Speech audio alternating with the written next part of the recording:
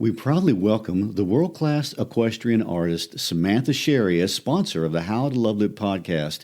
Sam immortalizes relationships between memory, family, identity, and self through her paintings of horses and other animals. We invite you to visit her website, samanthasherry.com, and look through her portfolio. Her work is brilliant and emotionally compelling. You may be looking to commission a work of your pet, or you may be just looking for an original piece for your home. You will not find a more talented artist anywhere in the world. So let me say that again, samanthasherry.com. Thanks, Sam, for the beauty of your art and for supporting us. By the way, if you do choose to purchase a Samantha Sherry original, tell her Gary and Christy sent you. We'd appreciate that as well.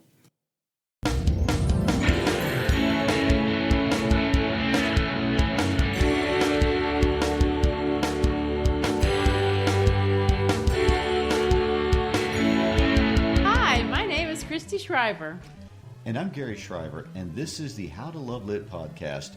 Christy is an advanced placement and international baccalaureate literature teacher, and she is also a nationally board certified English teacher. Gary is an AP/IB psychology and history teacher, and my husband. Today we're going to tackle the final section of Fahrenheit 451 titled Burning Bright. We've super enjoyed talking about this book, especially as we look around the world today and see so many people discussing the issues that were so close to Bradbury's heart all those years ago. In this last section, Bradbury does what no public figure ever does when discussing problems of society and culture. He answers the question, now what? What should we do? And in preparation to understand what these concluding thoughts are, let's go back and revisit what's happened in the first two sections of the book and what they mean. All right, well, let's do a super quick recap of Chapter 1 and Chapter 2 so that you can give us the plot for Chapter 3. In Chapter 1, Montag comes home to Mildred. Mildred is dying from a pill overdose. There's a lot of time spent contrasting Clarice, the girl who's super in touch with the world, versus Mildred, who's very disconnected. There's a war going on. Mildred nearly dies. The mechanics come to pump out her stomach, and she's clueless about that. Then there's the mechanical dog, which is going to hunt down Montag later on. Clarice comes back into the story. Then we have Montag, Beatty, and Stoneman and Black go to burn an old woman's house. While they're at the old woman's house, she quotes some lines from some books, and the whole effect shakes Montag to his core. He wonders why anybody would read a book and be willing to die for it, and now he begins to wonder whether books have magical powers or not. And he goes home. He tries to talk with Mildred about these things. He realizes they can't even remember their own relationship. They have no connections. He finds out Clarice is dead. And then Beatty eventually shows up at his home, and they have a very important talk, very important philosophical talk. In Chapter 2, Montag and Mildred are going to read together. Montag remembers, and then he's going to track down Faber. Faber becomes a character in the book. Montag shows Mildred a Bible. Then he goes down to see Faber. Montag comes up with a goofy plan to try to burn down the firehouses. Then Montag comes back home. He engages Mildred and her friends in the parlor, turning off their televisions and scaring them by doing something very dangerous, which is reading to them. The women are highly offended. Anyway, Montag goes back to the firehouse with his ear thimble in, and his friend Faber talking to him in his ear to tell him how to engage Beatty and deal with the confrontations that Beatty is causing him. The firehouse gets a call. Beatty chooses to drive the salamander. They all pile into the fire wagon, and the destination is Montag's home. And Chapter 2 ends with Montag standing in front of his own home, being commanded by Beatty to burn it to the ground. There you go. This final section is really where we start to get into the action. In fact, I would say that although I don't know anything about movie making at all, but if I were going to make a movie, this is where most of it would be, because this is where everything happens. There's going to be a murder, a chase scene, an escape, a war, and a nuclear bomb. So let's go ahead and just run through quickly the plot, and then I want us to kind of talk through some of the main ideas and highlights of things to really see where where the theme is going and what argument is being made in the book. So here we go. First thing, Mildred has turned on Montag, and she has turned him into the authorities. Then Beatty, and so that's why they're there at the house. Beatty gives Montag the flamethrower and tells him to torch his own house, and then he starts taunting Montag. There's this green bullet that had been in Montag's ear. It falls out. Faber's busted. Montag turns the flamethrower on Beatty and murders him. The hound shows up and leaps to attack Montag. Montag destroys the hound, but not before he gets injected with poison. He picks up some remaining books and starts to run. There's a chase, lots of running, encounters people. There's a new hound that's chasing him. Everything is on TV. Word is getting out to look for him. He picks up a seashell and he kind of follows his own chase. Ultimately, he's trying to get to Faber's house. On his way, he's going to drop some books in a fireman's house, and he's going to call to report the fireman. He goes to Faber, gets clothes, realizes that he can't stay. They're after him. Faber says he's leaving the next morning at 5:30, going to go to St. Louis. And Montag heads out for the river, trying to outrun this dog. And, of course, he barely makes it. He can hear in the seashell that they're going to have everybody open their door. And right when this is going to happen, boom, he gets to the river, floats in, stays in there for about 5 pages. Then he gets out, walks around in the country, eventually runs into a commune of refugees, meets his mentor number 3 named Granger. They bring Montag into their group. They basically watch on TV how the hound catches and kills, quote, another Montag.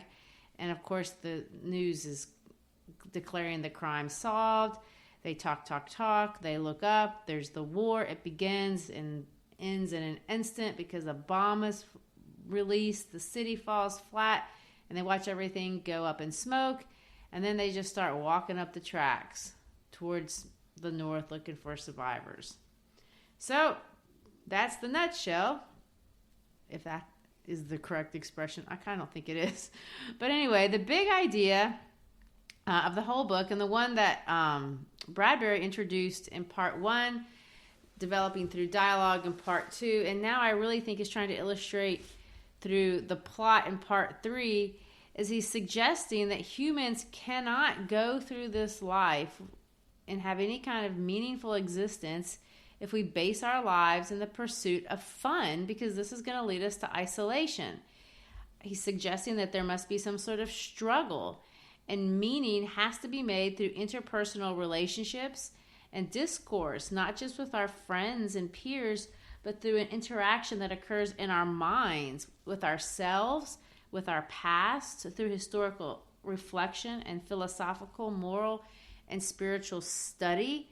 And this self-reflection is absolutely a critical part of the human experience, and the consequence of leaving it out produces death and, of course, ultimately this destruction of civilization. Is that the argument? I think that's the argument, and I think it would be surprising to people reading Fahrenheit 451 for the first time. They would, like me, would come to the book thinking this is a dystopian novel about a government that's repressing people, about a government that's using books as a way to perform mind control. And getting into the book, you find out there's a distinct lack of government throughout the whole book. The government shows up periodically to have a war, but for the most part, the government, as we would think in most dystopian novels, is absent.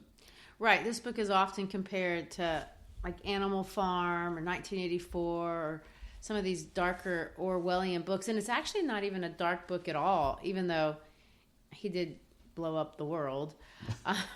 Well, there's that. But it's really not about that. It's about the internal person and what that means. And I want us to kind of go through it and see really where we start off with Beatty and how that ends up with this new guy, Granger. So in the beginning of section 3, Beatty starts off with this awesome allusion to Daedalus and Icarus, and that's what he calls them. And Daedalus and Icarus is a super well-known story. Daedalus created the labyrinth in Crete, and of course King Minos had locked him in there, and he wants to escape. So he tries to escape with his son Icarus, and they create these wings, but they're made out of feathers and wax. And Daedalus tells his son, "It's awesome to fly, but if you fly too close to the sun, you're not gonna make it." Well, Icarus is young. He's enthusiastic. He's excited, and so he feels the thrill of the moment. And of course, he flies too close to the sun, and he falls into he melts his wax and falls into the sea and drowns. So we see Beatty saying, "I know you're excited, but this is going to end in death for you," which is an ironic thing for Beatty to say. Indeed. And I'm going to digress for just a moment. One of my favorite all-time bands is Kansas. Kansas has an awesome song in one of their early albums called Icarus, Born on Wings of Steel. It's this whole story from Greek mythology. Wings of Steel? They took some liberties with that. Well, I think they did. It was the 70s. They could do that. Yeah, for sure. So anyway, I also want to point out is Beatty is talking and ranting and basically saying you're an idiot. He increases his anger, and we know this because the amount of cuss words. Now, cuss words, people say cuss words now, like just because they don't have anything to say and they inject it randomly and it has no meaning. But when writers use it, they're trying to suggest anger, energy, emotion. And so all these hells and damns, they're everywhere. He's saying flowers, butterflies, leaves, sunsets, oh hell. And he's talking about Clarice, and he says, oh hell, she chewed you around, those damn do-gooders. And he's going to go on, and you can see him getting angrier and angrier as he thinks about what Clarice represents to him, which is interesting. What does she represent to him, and why does he even care about her? But it almost feels like it's personal. So he taunts him, and then he goes on to say, you should think about fire more. And he says, fire is beautiful. It's the most beautiful thing in the world. And he says, it's perpetual motion. And he says this, it destroys responsibility and consequences. Fire will lift you off my shoulders, clean, quick, sure, nothing to rot later, antibiotic, aesthetic, practical. What do you think of that? Well, a lot of interesting things. One of the things he says about fire that I think is great, he says, fire's real beauty is that it destroys responsibility and consequences. And you get the impression, I don't know, because there's not enough backstory on Beatty to really know. I know later on in life, Bradbury is going to suggest in interviews that he had to make up this backstory for Beatty, and he did. And he says that Beatty was this old guy that had suffered a lot in his life and had been really studious and was a good student and had personal pain. His parents had died. He had a failed love, and he looked to books, and he gets angry because they can't provide him the solace that he wants. And so he turns, and he takes all this rage, and he starts to burn, and he burns, and he burns, and he spends the rest of his life burning. And that's kind of where you see he's talking about, I want to burn responsibility. I want to burn consequences. But he doesn't seem really particularly happy. No, and there's a couple things I want to say. I'm going to interject this about Beatty. This comes from nowhere other than the caverns of my own mind, so I can't even back it up. But the way he talks about Clarice when he's condemning her to Montag and the way he talks about books are similar. And when I read the dialogue, it reads like a man who is angry because of elitists, that Clarice has, in his mind, projected some kind of elitism, and the books mock him with some kind of elitism. And so he's very angry at them. And plus, if we're going to be psychological, he's obviously practicing some displacement. He's extremely angry at another place, but he's able to take the anger out successfully on books. They're targets that can't defend themselves, which is what displacement is about. Well, he does, and now he's going to make Montag do it. So he takes him to this house, and he says, I want you to do this job all by your lonesome, not with kerosene in a match, but piecework with a flamethrower. Your house, your cleanup. So he gives him a flamethrower, which is a weapon, and he says, have at it. And of course, that's what he does. Which I find that very compelling. Montag wants to burn his house. When I read this, he joins into the burning like, yeah, I'm going to set the beds on fire. Yes, I'm going to take aim specifically at the panels. It was like he had some anger that he was releasing towards his own house and burning it down. That's a good point. I hadn't thought of that. So he steps in and he's going to fire twice in the twin beds, which notice he doesn't sleep in the same bed with his wife. But anyway, they go up and he burns the bed. And it's very methodical. It goes through, burns the whole thing. It says the house fell in red coals and black ash and pink gray cinders. And of course, I point out that it's 3:30 in the morning, which showtime. Yeah, well, I point this out because the timing is going to be interesting. They don't really have a lot of time before the end of the world. Of course, they don't know that. But anyway, so at 3:30 in the morning, everybody's out there watching, and he starts to taunt him again. Well, as I say, Beatty starts to taunt Montag over again, and he says, "It was the act of a silly damn snob. Give me a few lines of verse that he thinks he's the Lord of creation. You think you can walk on water with your books?" And of course, these are biblical allusions of referencing to Jesus and the God of the Old Testament and the Bible. But it's also where I got that feeling of the elitism that he's angry at. And he's angry, and he goes on and on and on until finally he hits him on the head. This sends Montag reeling back, and the green bullet falls out. Now this gets Faber busted. And of course, Beatty's going to say, "Oh, now there's more. Well, I'm going to trace that thing and go after your friend." When he says this, the self-defense mode, I guess, kicks in, and Montag turns that flamethrower on and just burns him down. And they says Beatty flops over and over and just kind of dramatically dies. The description of Beatty getting flamed, to use a contemporary term, is amazingly detailed, but the word that stands out the most out of everything was liquefaction. Which I'm not even sure that's a real word. It is a real word. Yes, it is. I don't want to get too morbid in detail, but liquefaction is the part of the liquidation process of a decomposing body. Oh, foul. You're right. We don't need to get into that. I didn't know that. We'll leave that for some other discussion. Yeah, for the video. So anyway, Montag realizes that he's murdered, this guy. Things are going badly. The mechanical hound is there. Yeah, and let me say this one last insult before he flames Beatty. Beatty says, "Go ahead now, you second-hand literature. Pull the trigger." Derry Montag. So, in other words, calling him a second-rate intellectual, second-rate wannabe book reader. And of course, he has to do a final reference to literature that Montag can't understand. He calls him Cassius, which is the traitor in Julius Caesar. Why would he even know that? But he just can't stop. He just can't stop to the very end. And of course, he dies. The mechanical count comes out, and it's going to attack Montag too. He burns it with the flamethrower, but not before he gets injected.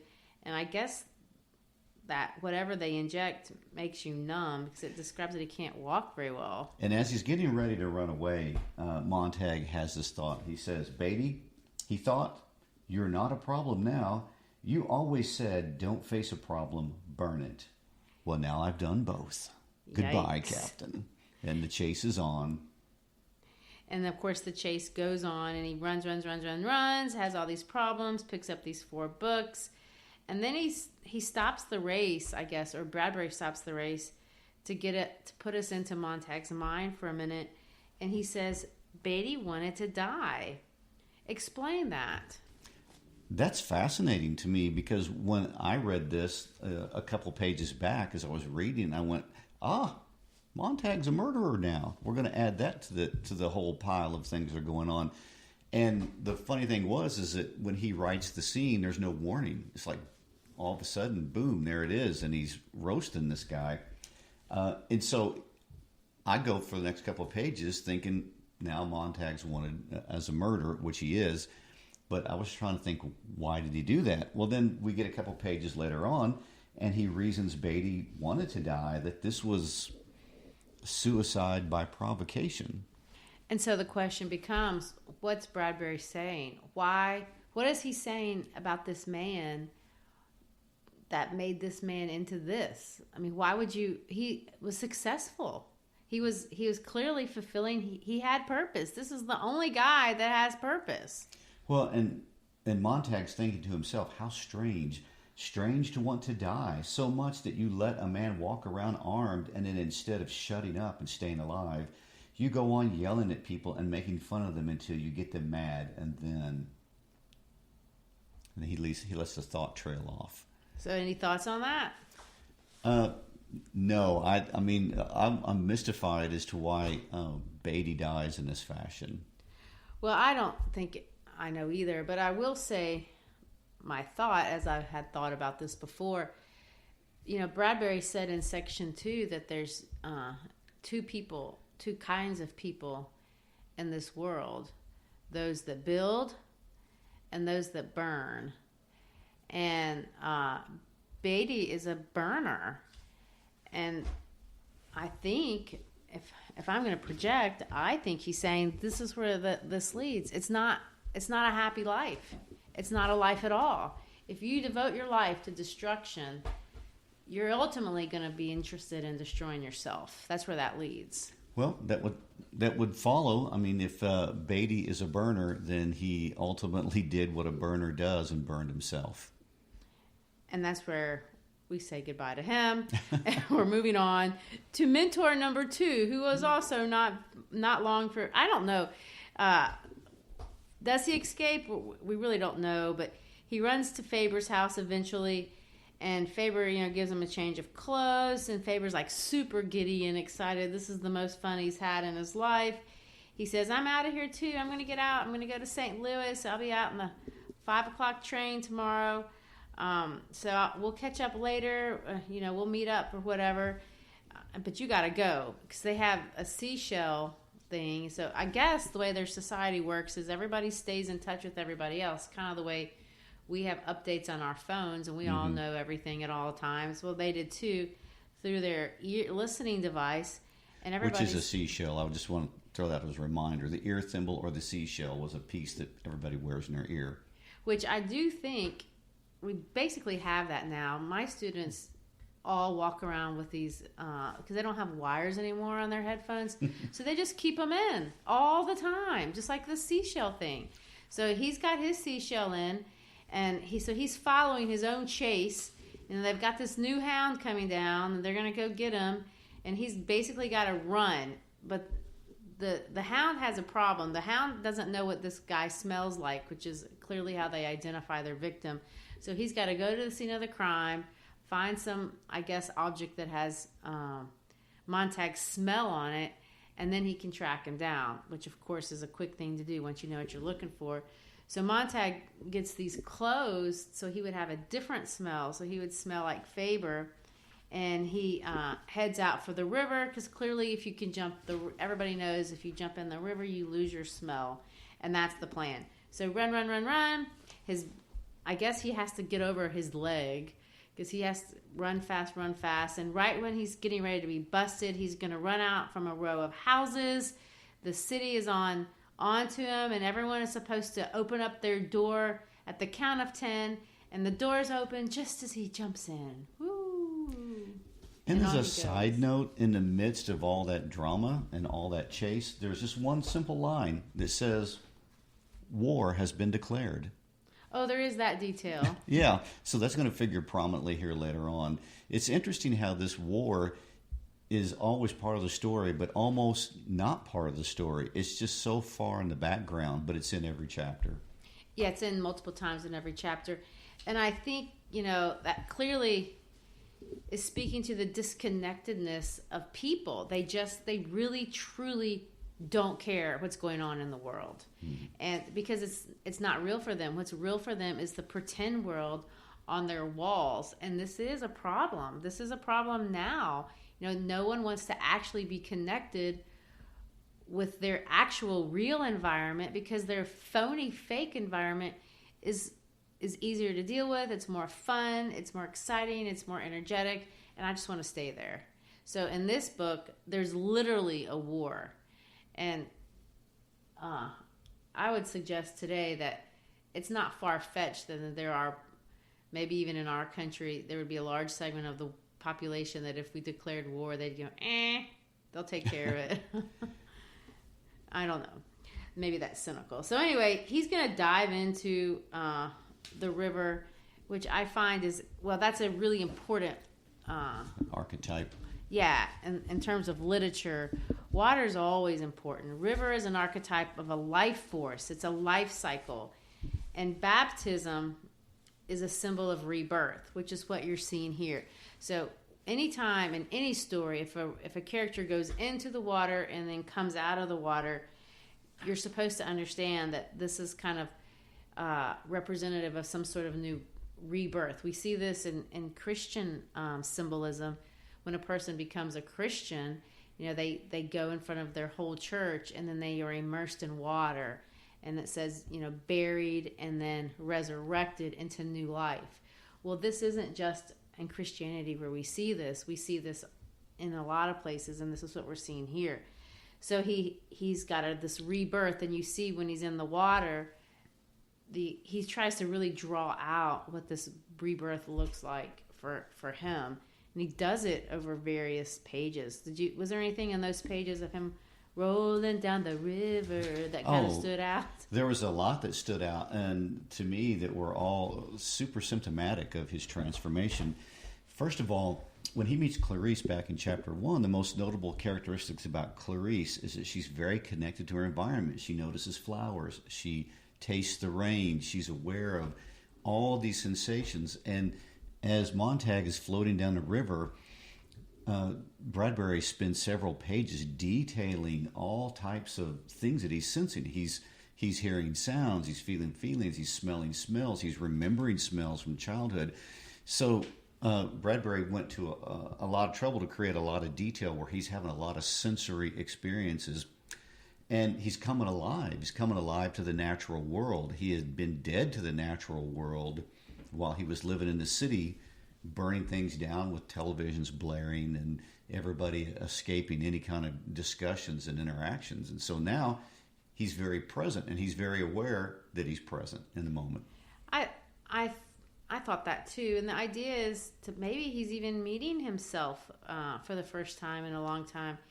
He goes back and he thinks about some girl, and it's not Clarice, that he had met a long time ago in his past, and a young and beautiful woman who would sit in an unlit window braiding her hair. And then he does, I think, remember Clarice, and there are some other examples of things that you get the impression he had not ever thought about. And it talks, some things are very serious and some things are just kind of simple, like a glass of milk. And those are the last things he says: a glass of milk, an apple, a pear.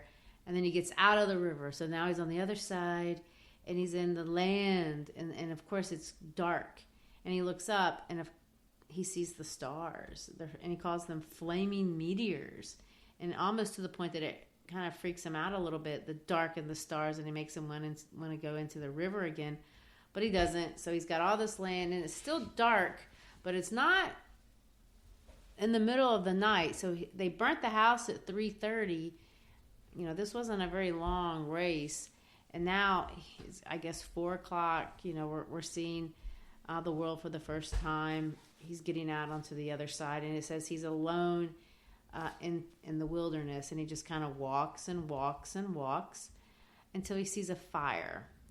And when he sees a fire, he thinks again about what fire has meant to him. And it occurs to him that this is not the same kind of fire. And Bradbury is going to redefine his primary symbol in the book. Up to this point, fire had only meant destruction.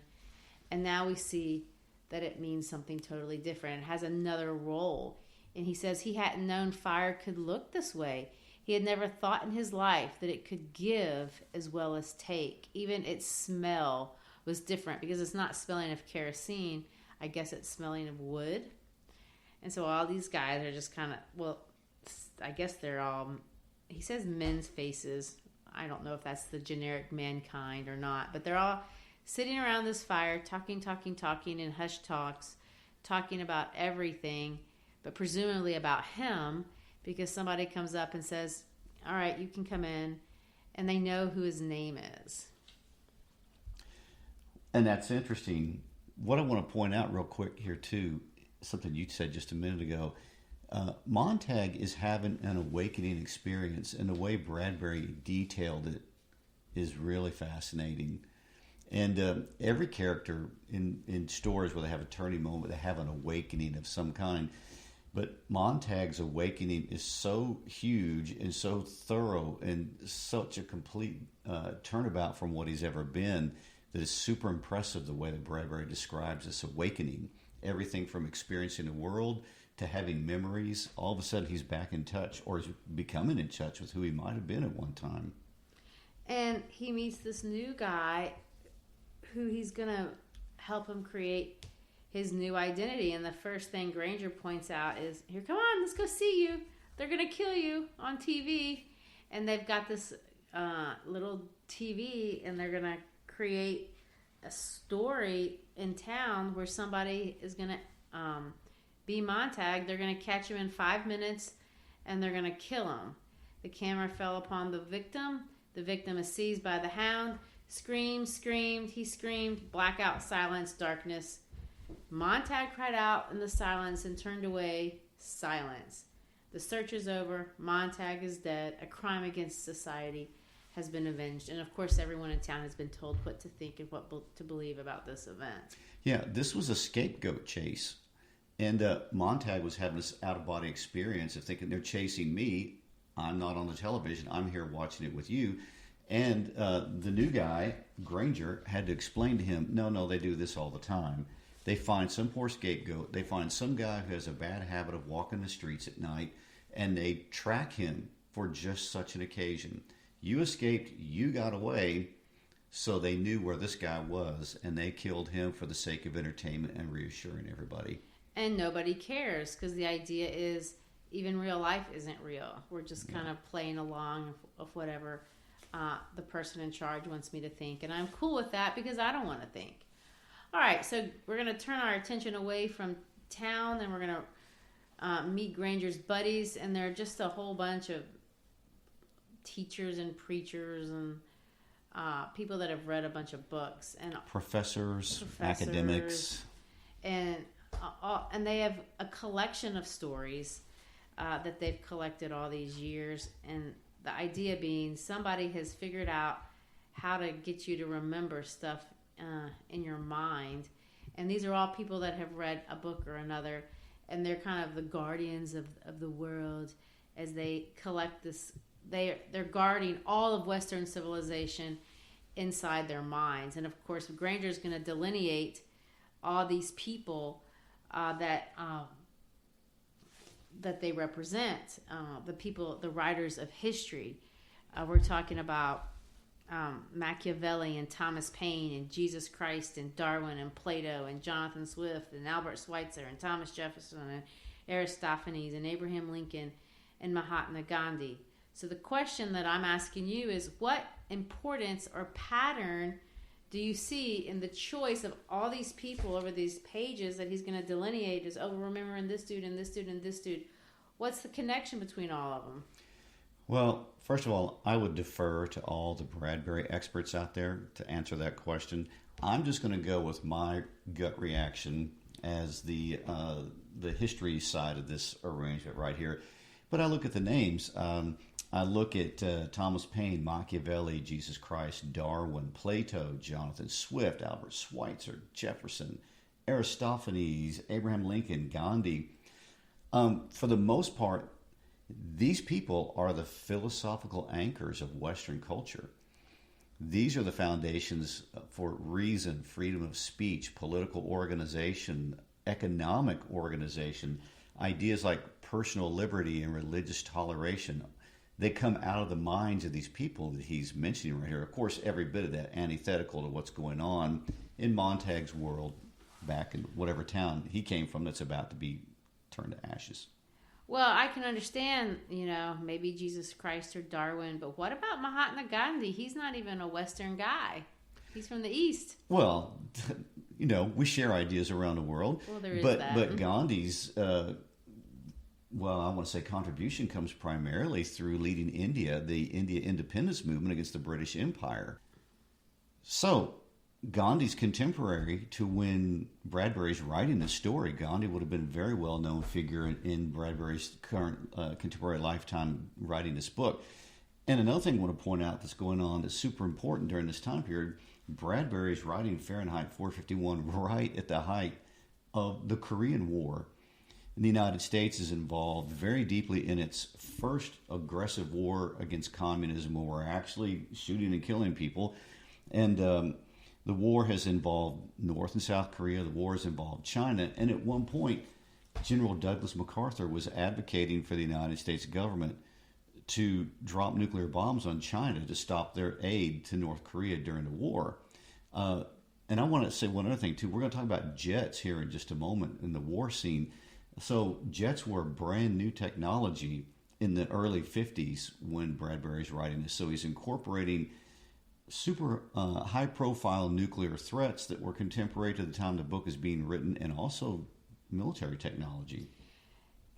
I find it important to note that he's not saying that government is responsible for war. Mm-hmm. He's not even saying that politicians are responsible for war.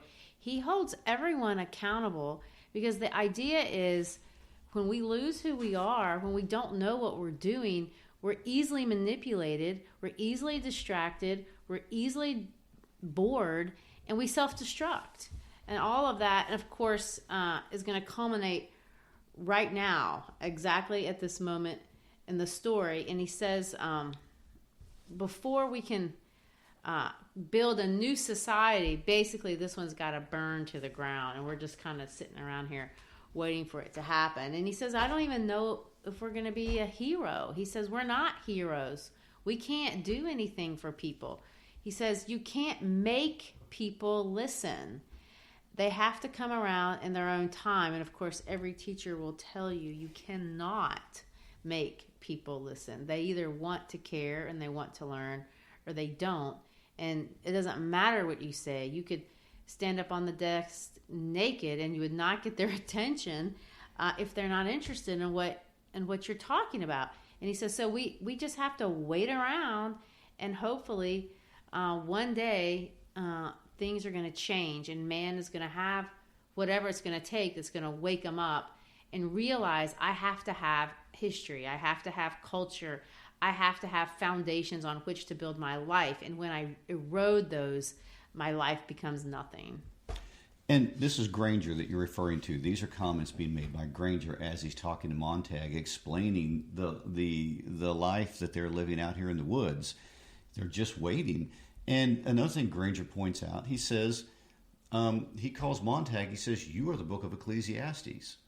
Another person over here is a chapter from Plato. And he said, this guy over here, he's got a chapter from this book. So all these people only had fragments and pieces of books.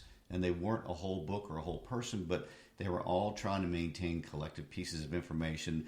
And Granger had another great comment where he says, we're just dust jackets for these books. And so it's interesting that Granger's not offering out any hope. He's not saying we're going to rise up and create a new world order. Granger is saying, we have no idea how this is going to play out. We hope it works and we get a chance.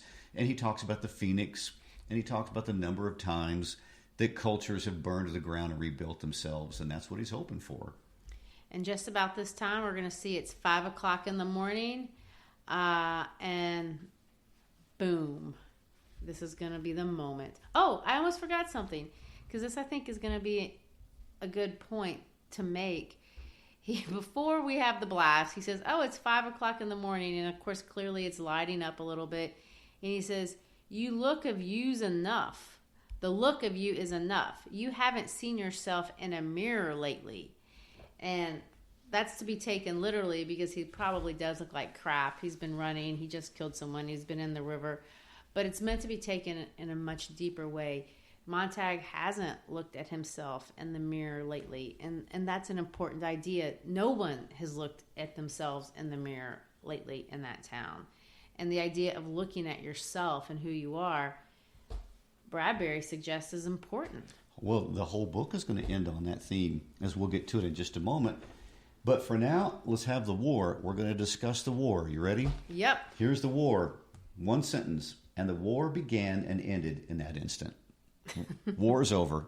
Yeah, it blew up. The war was instantaneous. The word was instantaneous. Granger is going to look back and says, everyone must leave something behind when he dies, something your hand touches. And he gives them this really interesting analogy between the difference between a person who gardens and a person who cuts the lawn. And we're back to burning and building again. The guy who cuts the lawn is the burner, I guess. He just comes through and he makes no difference in the world. And of course, the gardener changes the whole environment.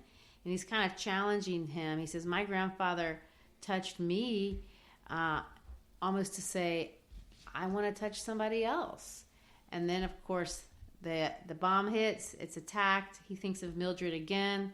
And he sees her in his mind. He sees her screaming.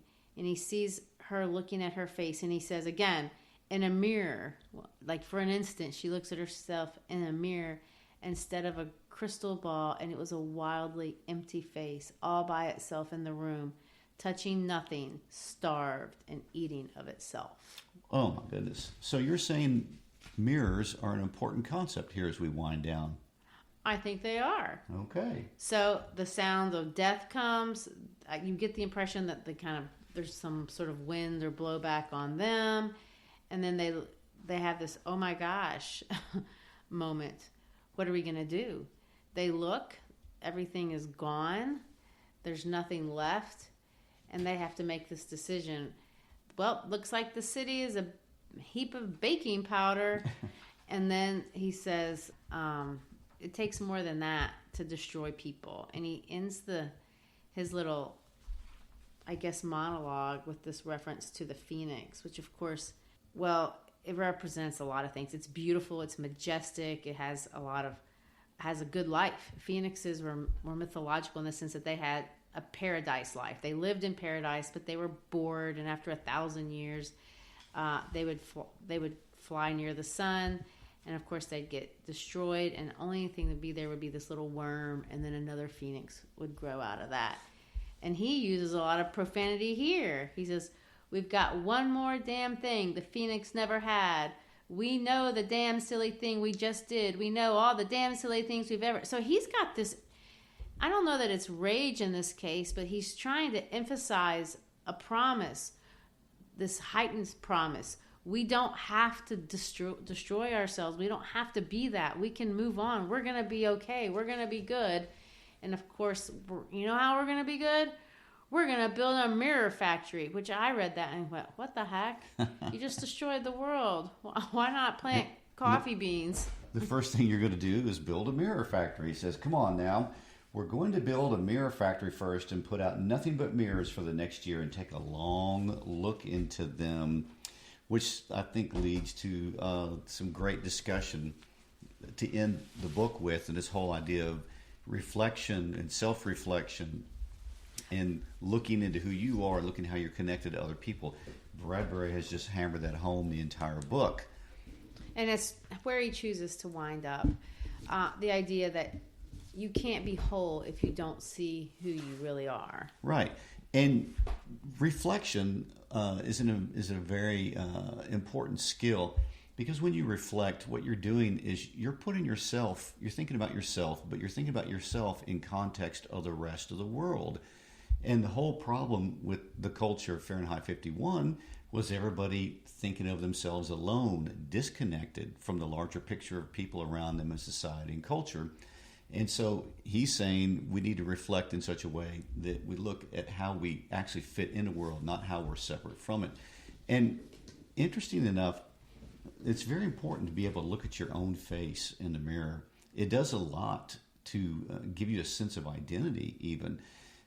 Years ago, I was fortunate enough to hear a woman named Nina Katz speak, and Nina Katz was a Holocaust survivor, and she went into the camps as a child at the age of 10 and was liberated at the age of 16.